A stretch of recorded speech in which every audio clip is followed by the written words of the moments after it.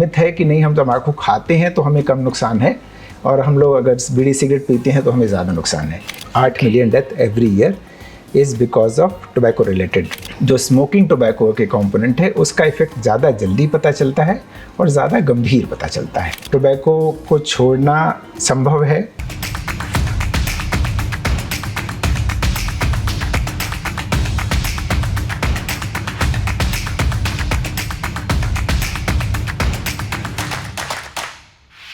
तंबाकू और सिगरेट अक्सर आपको आपके बहुत अच्छे दोस्त की तरह लगते हैं, और ये दोस्त आपके साथ इतनी गहराई तक घुल मिल जाते हैं कि इन्हें छोड़ना हो तो ऐसा लगता है जैसे कोई वाईफाई का कनेक्शन काट रहा हो। सिगरेट और तंबाकू आपको अपनी ओर बुलाते हैं और आप सोचते हैं कि चलो थोड़ा सा एंजॉय कर लेते हैं, लेकिन आपका यही थोड़ा सा एंजॉयमेंट आपकी जान का खतरा बन सकता है। तो अब इस खतरे से छुटकारा कैसे पाएं? इसी बात का जवाब देने के लिए आज डियर डॉक्टर की इस सीरीज में हमारे स्टूडियो में मौजूद हैं GSVM मेडिकल कॉलेज से chest specialist doctor Anand Kumar ji. Doctor साहब, हम लोग आज नो टोबैको डे पर बात करने के लिए यहाँ पर हैं। तो सबसे पहला जो सवाल आता है वो ये कि जो टोबैको है वो कितने फॉर्म्स में एक्चुअली अवेलेबल है और किस तरह से उसका कंजम्पशन होता है जो नुकसान पहुँचाता है? देखिए, अगर हम ब्रॉडली क्लासीफाई करें तो 2 या 3 तरीके से हम क्लासिफिकेशन कर सकते हैं जिस तरीके से टोबैको कंज्यूशन का मोड ऑफ कंजम्पशन है। एक वो टोबैको प्रोडक्ट्स हैं जो इन्हेलेशन के थ्रू ले जाते हैं, जिसे हम लोग स्मोक टोबैको कहते हैं। बीड़ी, सिगरेट, हुक्का, चिलम, इस तरह के प्रोडक्ट। गाँव में हुक्का और चिलम चलता था, और गाँव शहरों में बीड़ी, सिगरेट, पाइप, सिगार जो भी है, ये सब स्मोक टोबैको के प्रोडक्ट हैं।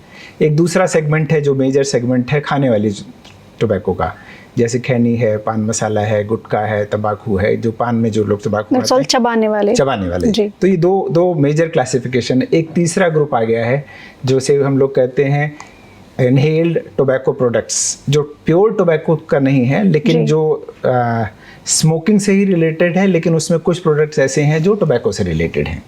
तो इस तरीके के 3 क्लासिफिकेशन ब्रॉडली कहे जा सकते हैं कि 3 तरीके से पूरे वर्ल्ड में टोबैको यूज़ हो रहा है, जिसमें भी इन्हेलेशन टोबैको जो है वो सबसे ज़्यादा वर्ल्ड में यूज़ हो रहा है।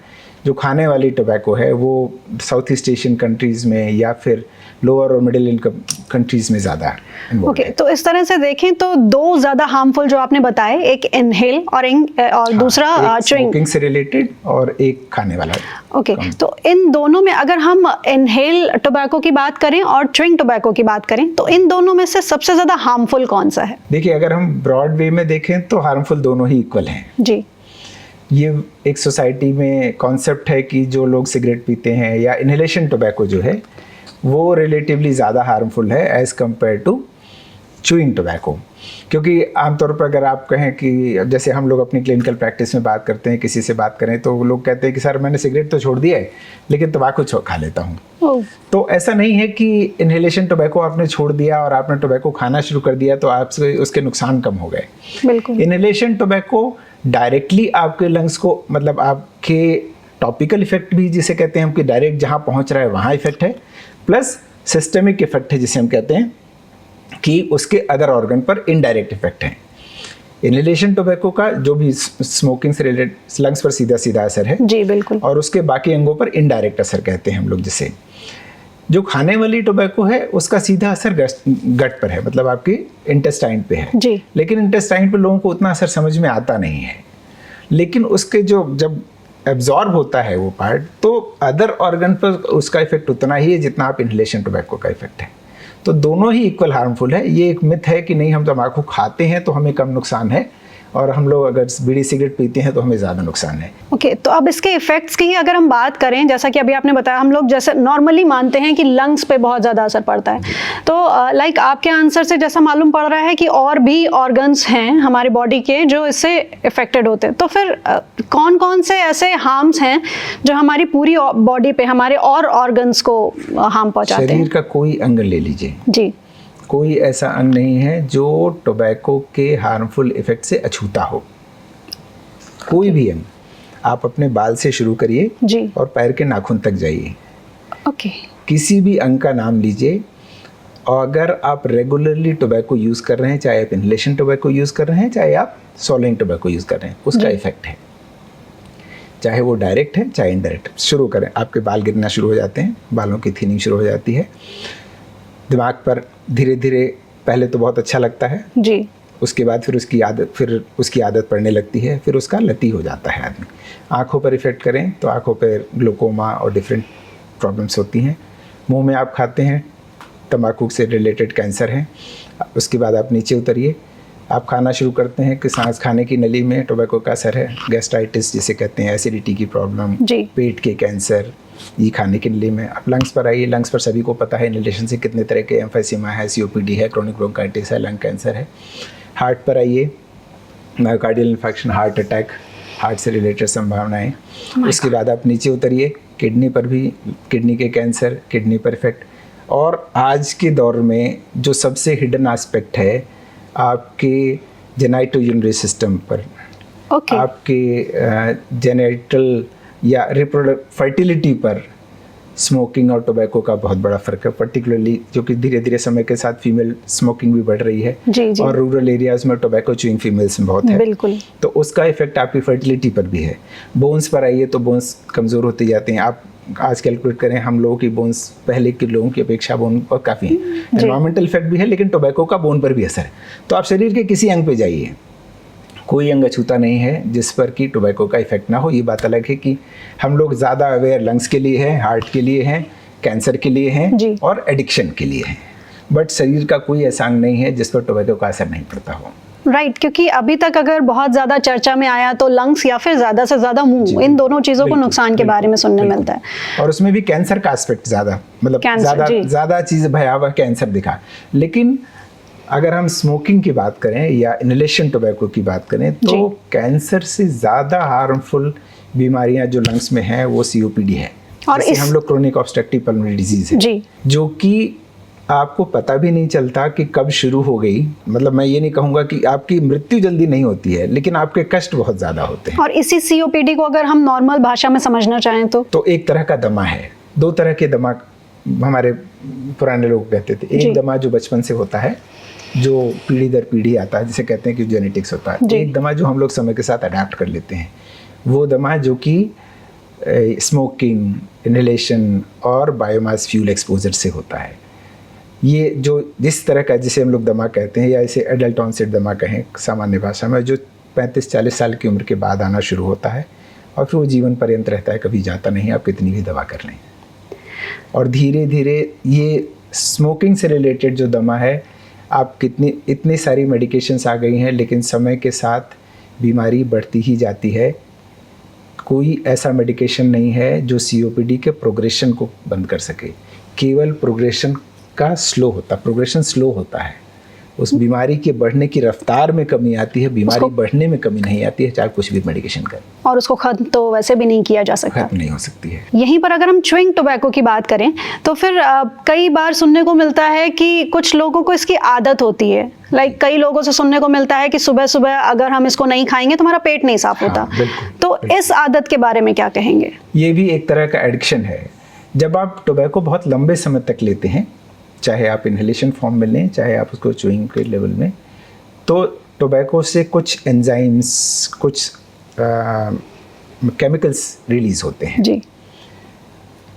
शुरू में जब आप शुरू करते हैं तो केमिकल्स का लेवल कम होता है, तो बॉडी उसको अडेप्ट नहीं करती है। बॉडी को लगता है कि फॉरेन की चीज़ आ गई। फिर जब वो रेगुलरली आपकी बॉडी में जा रहा है, तो वो जितने भी केमिकल्स हैं वो आपके बॉडी की एक्टिविटीज़ को बढ़ाते हैं, चाहे वो आपका नर्वस सिस्टम की एक्टिविटी हो, चाहे आपके गट की एक्टिविटी हो, चाहे वो अदर ऑर्गन। तो एक लेवल तक वो बढ़ता है, और चाहे वो डाइजेशन हो। ओके। फिर एक लेवल आ जाता है कि बॉडी को फंक्शनिंग के लिए वो लेवल ऑफ जो स्टिमुलेशन है या उस लेवल का जो उत्प्रेरक है, उसकी आदत पड़ जाती है कि जैसे ही वो केमिकल्स कम होंगे बॉडी में, क्योंकि बाहर से आप केमिकल दे रहे हैं कि बॉडी के केमिकल्स कम हो गए, सीक्रेट होने कम हो गए, तो बॉडी को उन केमिकल्स की आदत पड़ गई जो उस टोबैको के थ्रू आपको मिल रहे हैं। तो जब आप टोबैको जैसे ही आप छोड़ते हैं तो आपको केमिकल्स कम हो गए, तो आपकी बॉडी की फंक्शनिंग कम हो गई। तो वो एक इफेक्ट दिखता है कि हम ये छोड़ देते हैं तो हमारा पेट साफ नहीं होता, हमें कब्जियत की शिकायत हो जाती है, हमें भूख लगना बंद हो जाती है। ये एक तरह का साइन है कि हमारी बॉडी अब इनकी आदी हो रही है। जिसे लत कहते हैं, मतलब और इसको साइकोलॉजिकल भी मान सकते हैं। हाँ। आदत पड़ना मतलब आपको एक डिपेंडेंसी हो गई कि नहीं मुझे ये नहीं मिलेगा तो मुझे कष्ट होगा। दूसरा आपका मानसिक लेवल असर आता है कि नहीं अगर मुझे ये नहीं मिलेगा या मैं नहीं हुआ तो मेरे साथ ये होगा, वो भी एक इफेक्ट है। तो वो भी इफेक्ट आपके ब्रेन पर टोबैको का भी है जी, क्योंकि टोबैको से जो भी केमिकल रिलीज होते हैं वो आपके पहले ब्रेन की एक्टिविटी को बढ़ाते हैं, फिर जब बॉडी को ब्रेन को उस लेवल ऑफ एक्टिविटी की आदत पड़ जाती है और जब वो एक्टिविटी हट जाती है तो ब्रेन अब डल फील करने लगता है या आप डल फील करने लगते हैं। फिर आपको लगता है कि नहीं मेरा शरीर दर्द कर रहा है, मेरा बॉल ठीक काम नहीं कर रहा है, मुझे कॉन्स्टिपेशन हो रहा है, मुझे अच्छा नहीं लग रहा है, मुझे भूख नहीं लग। तो वो एक मानसिक लेवल पर भी कमी है और बॉडी के अपने लेवल पर भी कमी है। इसलिए ये एक इंडिकेशन है कि अब आपको उसकी आदत पड़ रही है, आपके शरीर को उस टोबैको की आदत पड़ रही है। और फिर इसी तरह से हम साइकोलॉजिकली इसको छोड़ भी सकते हैं अगर कोशिश करें तो, इज इट सो? बिल्कुल, टोबैको को छोड़ना संभव है, डेफिनेटली संभव है, लेकिन उसके लिए सबसे बड़ी जो ज़रूरत है वो आपकी इच्छा शक्ति की है।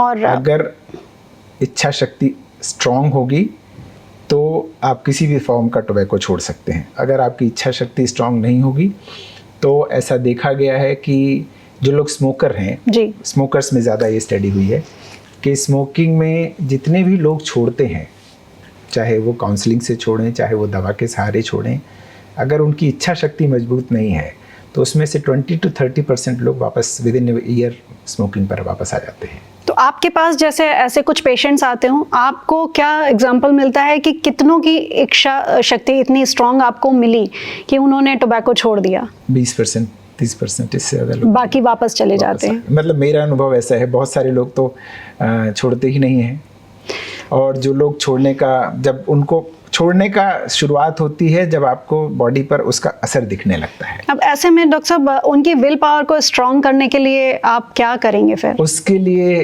टोबैको सिजेशन या तंबाकू छोड़ना एक लंबी प्रक्रिया है जी। आपको हर एक स्टेप से गुजरना है। आपको ये समझना पड़ेगा कि सामने वाले की इच्छा शक्ति कितनी है, फिर उसको ये समझना पड़ेगा कि आप उसको किस तरीके से हेल्प कर सकते हैं, और सिर्फ हेल्प नहीं करना है, फिर उसके साथ उसको मॉनिटरिंग भी करना है कि हाँ वो कितने सफल हो रहे हैं या उनको क्या क्या समस्याएं आ रही हैं, उसको हैंडल करना है। तो ये एक स्ट्रक्चर्ड प्रोग्राम है जो कभी कभी महीनों तक या कभी कभी मतलब हफ्तों से लेकर महीनों तक चलता है, और जो लोग इस प्रोग्राम को कर पाते हैं सक्सेसफुली उनको काउंसलिंग मतलब साइकोलॉजिकल काउंसलिंग की बहुत ज़रूरत होती है, फैमिली के सपोर्ट की बहुत ज़रूरत होती है, और कभी कभी अगर ये संभव नहीं होता है तो आजकल कुछ मेडिकेशंस भी आती हैं जो कि टोबैको को छोड़ने में आपकी हेल्प कर सकती हैं, जिनकी डोजिंग जो है वो डॉक्टर्स की सलाह के हिसाब से आप करने पर आप सफल हो सकते हैं। लेकिन इन सब चीज़ों को करने के बावजूद भी अगर आपकी इच्छा शक्ति नहीं है तो आप छोड़ भी देंगे, फिर भी आपके वापस टोबैको की तरफ आने की संभावना 50% हमेशा रहती है। अगर हम इस मोटो के साथ चल रहे हैं कि बिल्कुल टोबैको से हमें सामने वाले को बिल्कुल दूर रखना है, तो फिर ऐसे सिचुएशन छोड़ने के बाद फैमिली का सपोर्ट बहुत इंपॉर्टेंट है, क्योंकि फिर से वापस आने का सबसे बड़ा जो कारण मैं समझता हूँ, मैंने डाटा तो नहीं एनालाइज, सबसे बड़ा जो कारण है वो फिज़िकल डाउनफॉल, मतलब जो सामने वाले को लगता है कि मेरी हेल्थ अच्छी नहीं चल रही है जी, या अगर वो स्मोकिंग में है तो वो डल फील करता है, लो फील करता है, कंसंट्रेशन की कमी होती है। इन सब चीज़ों में फैमिली सपोर्ट बहुत अहम रोल करता है। जितना अच्छा फैमिली सपोर्ट रहता है उसके उस 50% की संख्या को और कम करने में, मतलब एक क्लिनिकल जो सपोर्ट है जो साइकोलॉजिस्ट, साइकेट्रिस्ट या रेस्पिरेटरी थेरेपिस्ट वो सब कर सकते हैं। एक बार वो प्रोग्राम ख़त्म हो जाए उसके बाद वो पर्सन जो मैं कह रहा हूँ कि 50% वापस आते हैं, उस 50% की संख्या को कम करने के लिए फैमिली सपोर्ट बहुत इम्पॉर्टेंट है, क्योंकि इंडिविजुअली लोगों को मेंटली स्ट्रांग होने के लिए भी हमेशा ही किसी न किसी के साथ की ज़रूरत होती है। अब यहीं पर डॉक्टर साहब पैसिव स्मोकिंग की अगर हम बात करें तो वो कितना हार्मफुल है, और सबसे पहले तो हमारे व्यूअर्स ये समझना चाहेंगे कि पैसिव स्मोकिंग एक्चुअली क्या है। पैसिव स्मोकिंग है, सपोज कीजिए कि मैं एक कमरे में बैठा हूँ और मैं स्मोकिंग कर रहा हूँ जी, और मेरे साथ मेरी फैमिली के 4 मेंबर हैं, उस कमरे में हैं, चाहे वो कमरा छोटा हो या बड़ा हो। मैं जो स्मोक मेरे अंदर जा रहा है, बीड़ी हो, सिगरेट हो, हुक्का हो, चिलम हो, कुछ भी हो, उसका कुछ हिस्सा उस कमरे में भी जा रहा है। तो जो लोग बैठे हैं, बाकी 4 लोग, वो ना चाहते हुए भी उस स्मोक से एक्सपोज्ड हो रहे हैं। हवा में जो टोबैको का प्रोडक्ट गया या जो धुआं गया वो इनहेल कर रहे हैं। This is called passive smoking.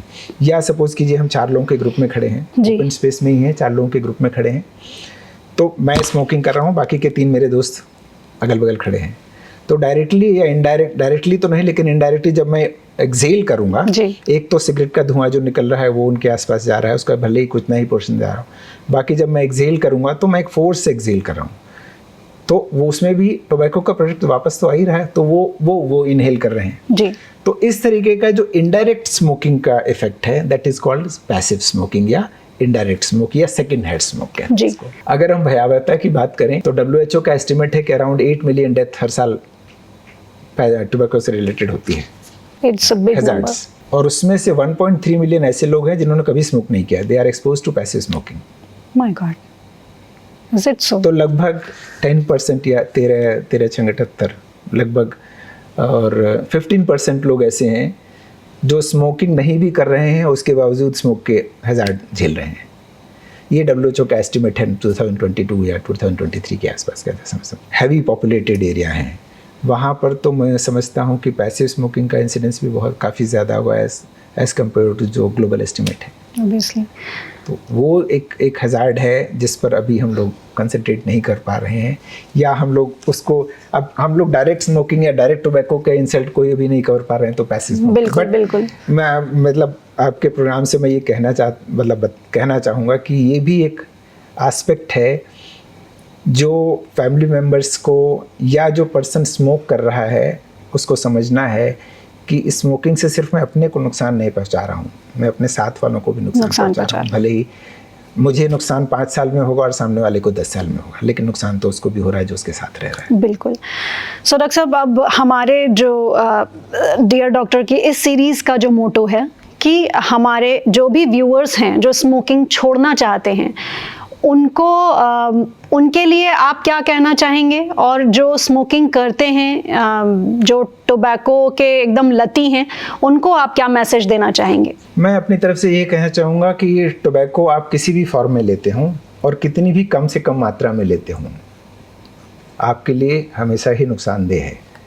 चाहे आप तंबाकू के रूप में लें, दिन में 1 बार लें। लोग कहते हैं कि अब साहब मैंने बहुत कम कर दिए, पहले मैं 10 सिगरेट पीता था, अब 2 सिगरेट पीता हूँ।